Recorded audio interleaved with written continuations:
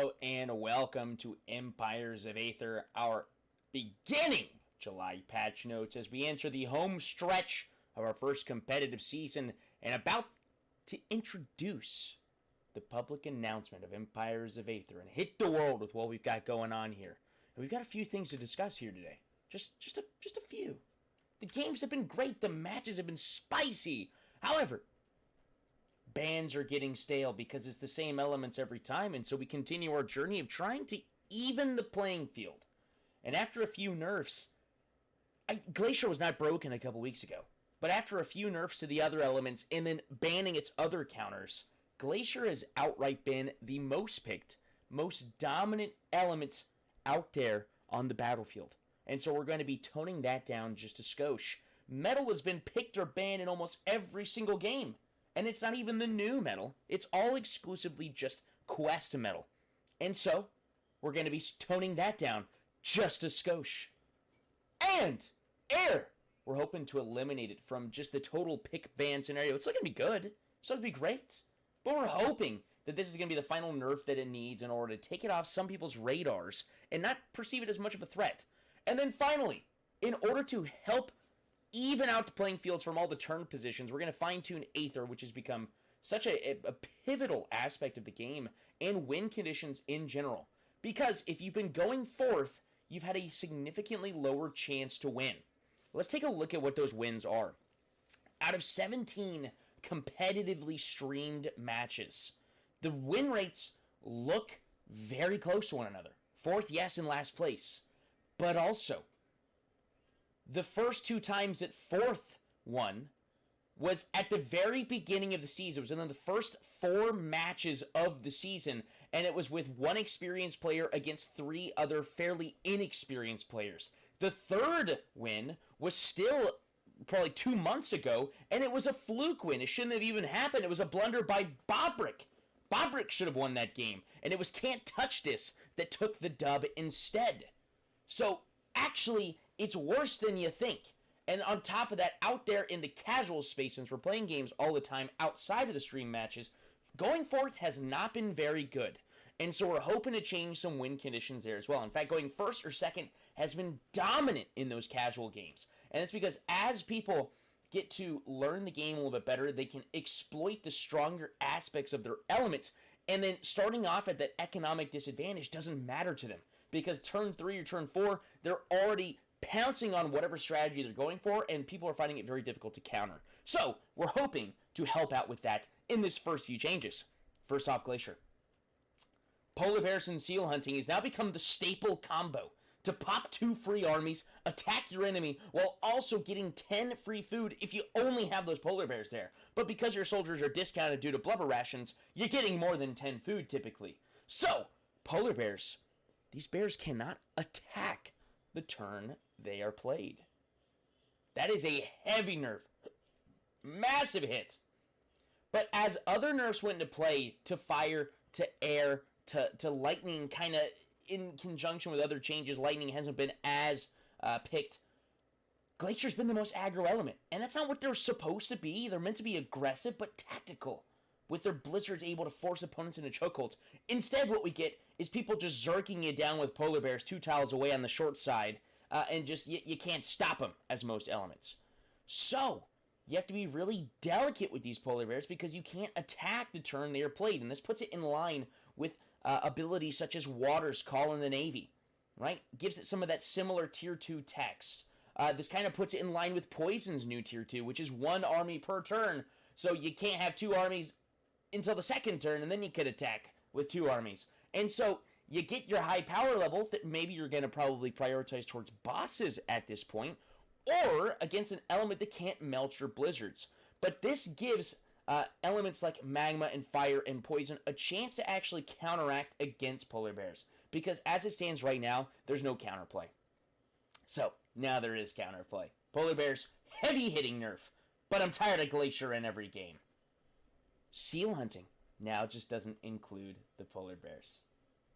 I think that's a pretty simple change. I think it's pretty deserved. Now, on to Metal.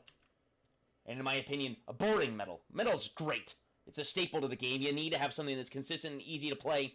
But What's broken is when 2 or 3 mountains are in the corner and other elements had to be banned, therefore metal was falling by the wayside, and they could hit tier 3 by turn 3 or turn 4 without even trying, without even getting weather and advantage cards that benefit them economically, but it's because they can slam out those ore tiles so quickly, have great defenses with metallurgical men, but it's all because they're purchasing mountains for half price. Get that out of here! Get that out of here! Instead, I love Hephaestus Smith. It's my very favorite landmark tile in the middle of the board. You're going to be able to purchase 1 relic for half price if it's on the board. I think that's awesome. Makes it a fairly situational pick, yes, but you still got that food resource supplementation, and the quest is still going to be great. The quest is still going to be great, but mountains for half price was ludicrous when you had 2 or 3 in the same corner. You're saving so many resources compared to everyone else, and so we're getting rid of that. And instead what we're doing, in addition to that, is we're kind of putting this discounting type deal towards Link Metal. Gonna buff them up a little bit. Metallurgical Man is going back to 2 armies, scaling them back to the power level of other elements at tier 2, because they are able to attack the same turn, unlike other polar bears. Scale them back. They don't get 3 armies and attack in the same turn. They get 2 armies. And so we're scaling it back a little bit. It's just too present. Too present. I want to see a little more diversity in those metal abilities. Chain Gang, a little buff here. The central ability for Link Metal is now going to be the first 2 tiles your general purchases are half price. The problem with Link Metal and the reason why it's been so weak is economically you can't keep up. It's fairly aggressive, but then economically you're not even on par with like the likes of Lightning because he can't even expand that fast. And so we'll see how this works. I think it's going to be much more present. I still think the Classic Metal is probably going to be the safer build, but Link Metal is more of that gutsy, scrappy play. And let's show you why else. Because they're getting another buff. We're going to have our first hybrid ability here. Moving up the chain is a tier 1 ability, but at tier 2, gains a new passive. Your general can move into and through link tiles without using his movement for the turn.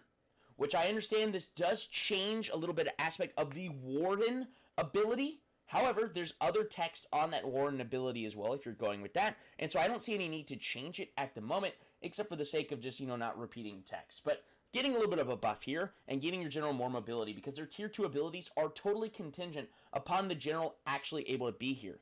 But let's not neglect the fact that they have to spend an extra 1/1 to make a tile into a link. That is a big deal in the early game. And so I think these half-price tiles are going to help bridge that gap a little bit. Now, tempering air here.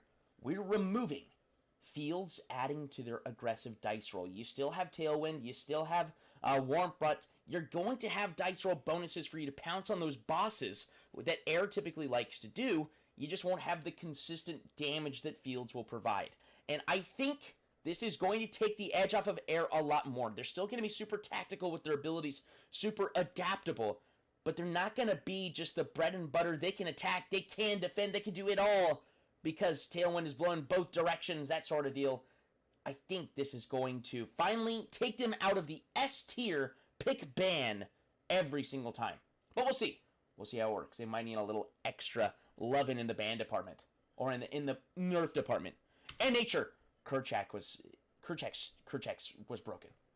It wasn't exposed in the competitive matches. Kerchak is broken, though. It's very powerful. So I'm upping the food cost and decreasing the power, but I'm keeping the text that each gorilla makes you discard an advantage card. So if you want them to ditch their hand, you have to invest a lot of resources. And so I wasn't really thinking that their economy was going to be that good with exclusively Rainforest, but of course Rainforest are really, really good. Their economy is fantastic. And so they could pump out Kerchaks like nobody's business for 10 food. Now, 15 food. 50% increase on the price. That's going to take the edge out of the Kerchaks.